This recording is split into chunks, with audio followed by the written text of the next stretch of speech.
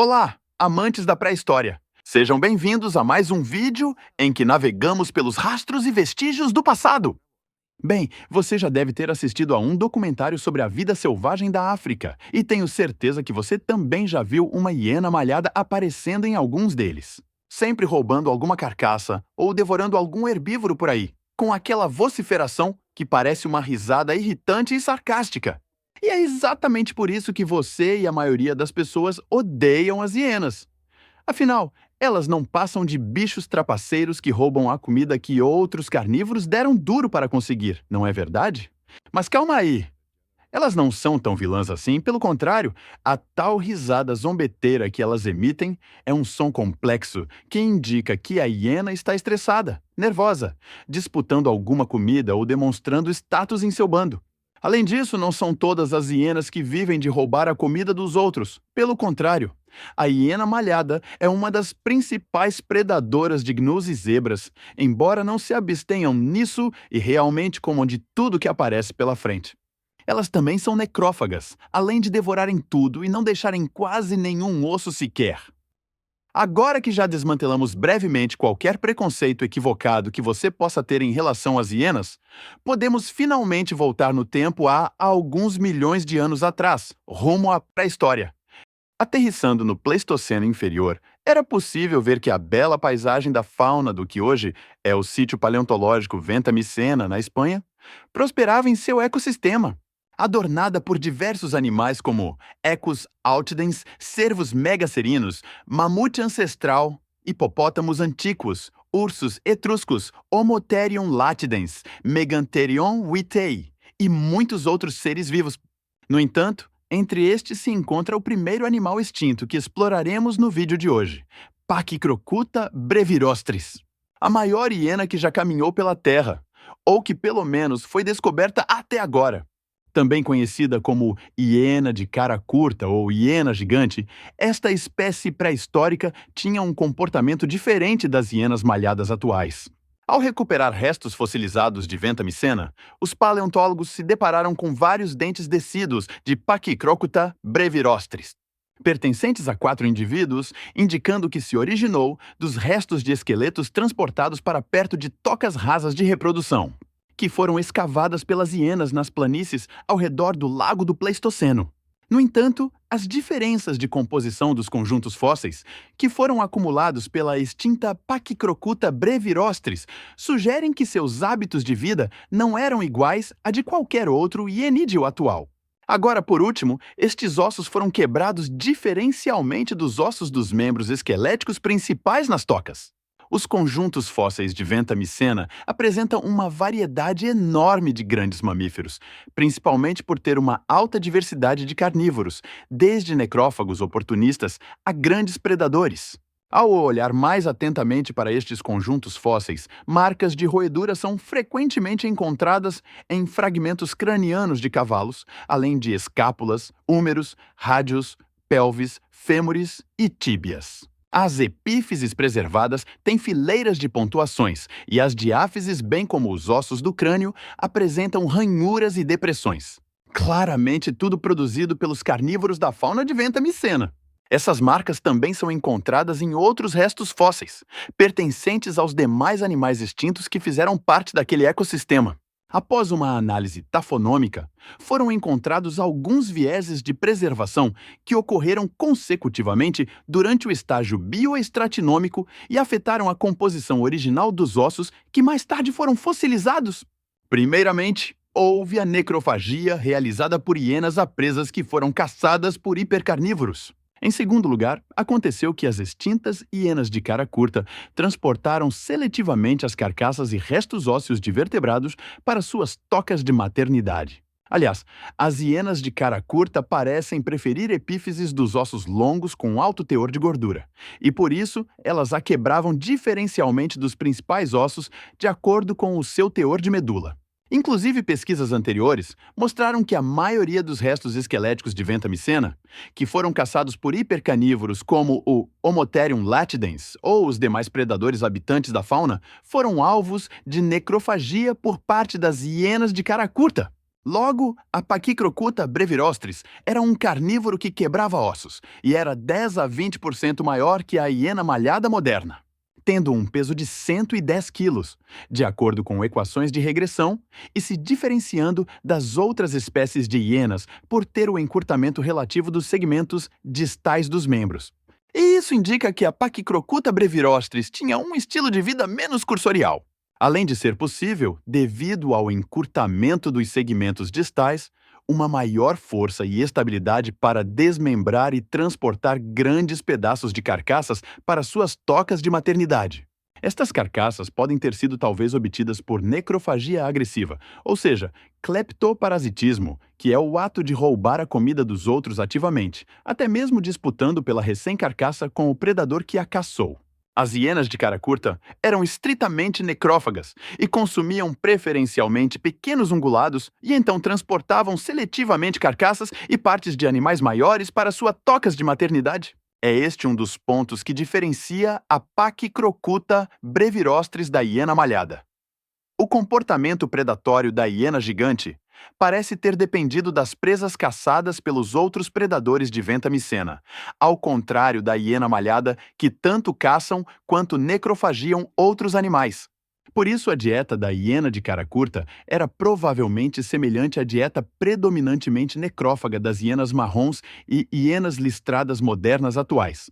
Essa dependência de obter o alimento através do esforço de outro predador foi facilitada pelo fato de que as carcaças deixadas pelos machairodontes e canídeos hipercarnívoros ainda tinham quantidades variáveis de carne e todos os nutrientes dentro dos ossos que não foram triturados por seus caçadores. Afinal, estes não tinham uma dentição adequada para triturar ossos como a Pachycrocuta apresentava. Inclusive, de acordo com as evidências de transporte seletivo de carcaças, as hienas de cara curta exploravam sozinhas o ambiente para encontrar alimento, como as hienas marrons costumam fazer.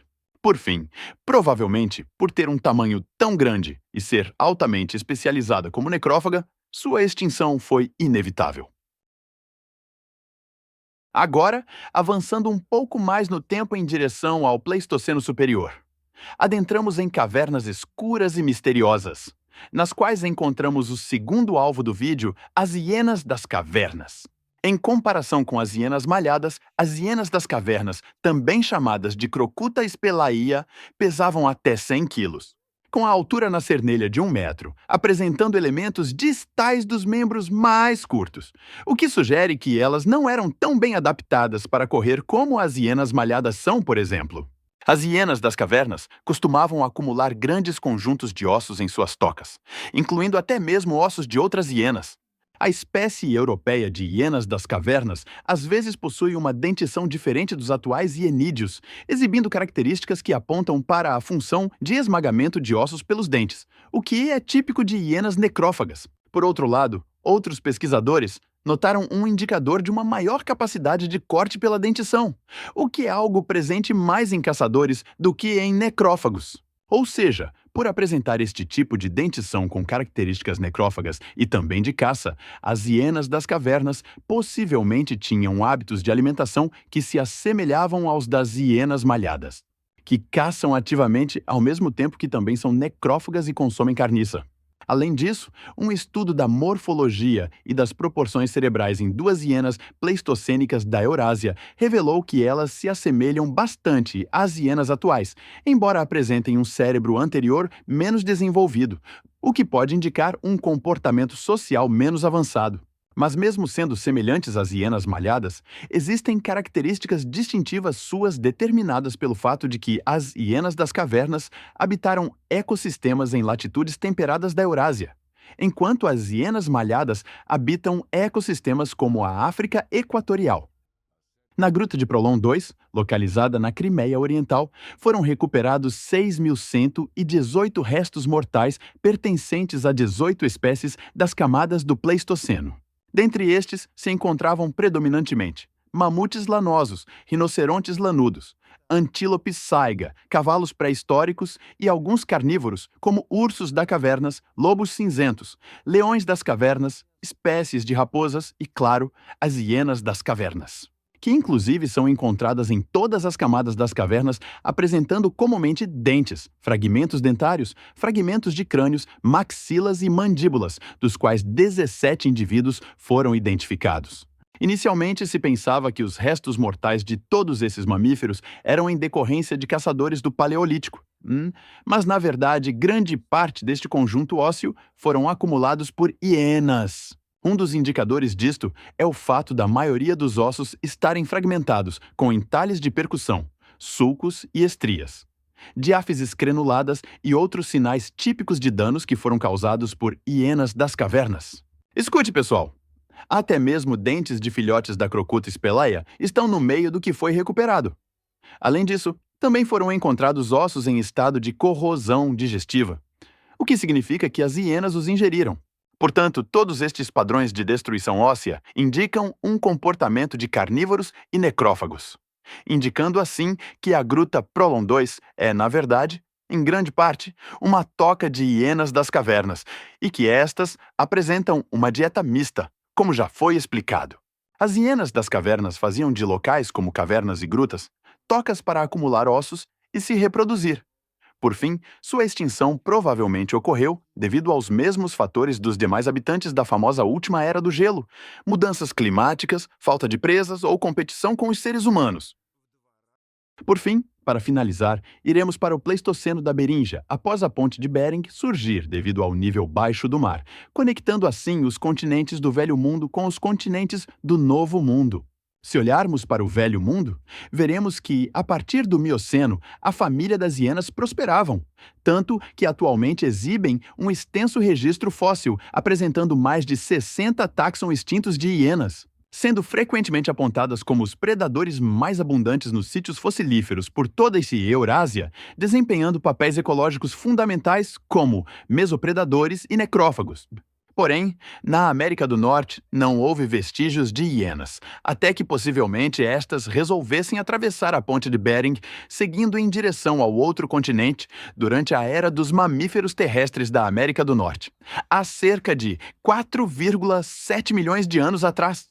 Se observarmos a fauna extinta de Old Crow Basin, veremos que ela prosperava em animais herbívoros como mamutes, bisões, cavalos pré-históricos e renas, embora animais carnívoros como o urso Arctodus, Homocerium e felinos do gênero Panthera fossem raros de se encontrar. Mas no meio desta natureza extinta do território de Yukon se encontra o último gênero de hienídeo que iremos falar neste vídeo, o Chasmaporthetes ossifragus, uma espécie que habitou o Círculo Ártico. Ele era um membro do clado das hienas cursoriais. E neste contexto é representado por 2 dentes, que tinham capacidade moderada para quebrar alimentos duros, ao contrário das outras hienas que discutimos até agora.